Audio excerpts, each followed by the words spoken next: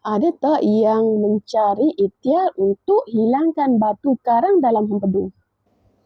Kalau ada, anda boleh follow saya dulu dan komen batu hempedu.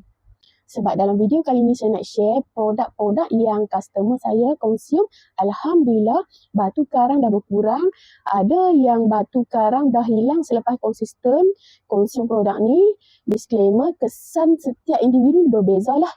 So, ada 3 dalam set batu karang hempedu. Yang pertama ialah resveratrol yang bersifat antioksidan dan dia meningkatkan fungsi hati supaya aliran dalam hempedu tu lancar. Dan yang kedua, omega 3 yang mana bersifat anti radang.